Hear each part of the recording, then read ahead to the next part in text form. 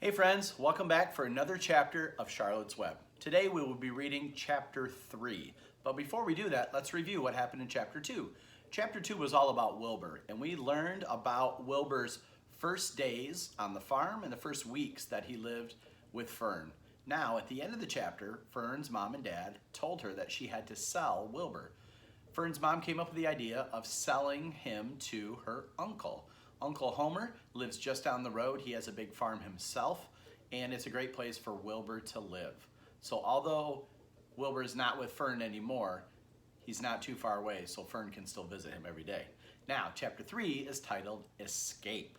And at the end of chapter 2, I asked you to start thinking in your brain, what do you think might happen? But before we get to that, chapter 3 is very long. So we're going to break it up into 2 parts today. So watch part 1, and then later watch for part 2.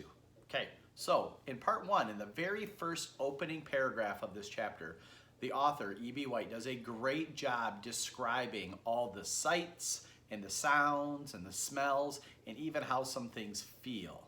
I want to see if today you can make some text-to-self connections with what you hear in the story.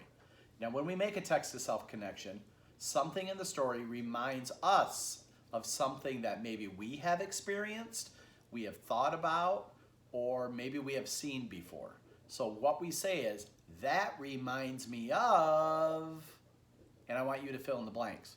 So if you have a sticky note or a piece of paper, or if you want to just write your comments right below this video and tell me, what does this first paragraph remind you of when you hear it? All right, here we go. Part 1 of chapter 3, titled Escape. The barn was very large. It was very old. It smelled of hay and it smelled of manure. It smelled of the perspiration of tired horses and the wonderful sweet breath of patient cows. It often had a sort of peaceful smell, as though nothing bad could happen ever again in the world. It smelled of grain and of harness dressing and of axle grease and of rubber boots and of new rope. And whenever the cat was given a fish head to eat, the barn would smell of fish. But mostly it smelled of hay, for there was always hay in the great loft up overhead, and there was always hay being pitched down to the cows and the horses and the sheep. All right, wow. Let's just start with that first paragraph. Does that remind you of anything? If you grew up on a farm, maybe you're making lots of connections to the sights and the sounds and especially the smells that E.B. White described. Now, I did not grow up on a farm. I have been to some farms before, and this is really making me think of the Hudsonville Fair. So on my text-to-self connection, I'm going to say, that reminds me of every summer when I go to the Hudsonville Fair and I see all the animals in the barns and I walk through and you can smell the hay, you can smell the manure, you smell all those animal smells. So I'm going to write that down. It reminds me of the Hudsonville Fair. And if you've ever been to the fair before, you know what I'm talking about. Maybe it reminds you of something else. Maybe you live on a farm yourself, and it reminds you of all the sights and sounds and smells of your farm. Maybe or maybe not. All right, let's continue reading. The barn was pleasantly warm in winter when the animals spent most of their time indoors, and it was pleasantly cool in the summer when the big doors stood wide open to the breeze. The barn had stalls on the main floor for the workhorses, tie-ups on the main floor for the cows, a sheepfold down below for the sheep, and a pig pen down below for Wilbur. And it was full of all sorts of things that you would find in barns. Ladders, grindstones, pitchforks, monkey wrenches, scythes, lawnmowers, snow shovels, axe handles, milk pails, water buckets, empty grain sacks, and rusty rat traps. Wow, that was a big list of things. And E.B. White used a lot of commas to separate all those items. It was the kind of barn that swallows like to build their nest in. It was the kind of barn that children like to play in.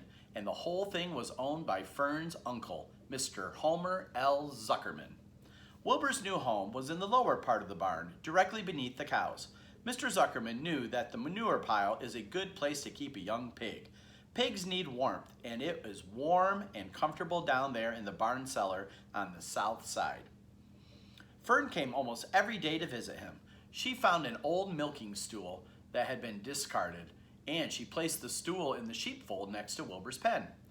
Here she sat quietly during the long afternoons, thinking and listening and watching Wilbur. The sheep soon got to know her and trust her. So did the geese, who lived with the sheep. All the animals trusted her.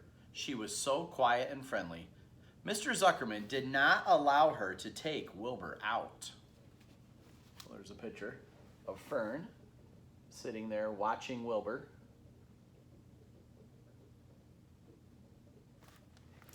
So it says, Mr. Zuckerman did not allow her to take Wilbur out, and he did not allow her to get into the pig pen. But he told Fern that she could sit on the stool and watch Wilbur as long as she wanted to. It made her happy just to be near the pig, and it made Wilbur happy to know that she was sitting there right outside his pen. But he never had any fun, no walks, no rides, no swims. All right, so that's the first part of chapter 3. That's where we're going to stop right now. Now, before we continue, the next part, I want you to infer what you think is going to happen next. Remember, this chapter is called Escape.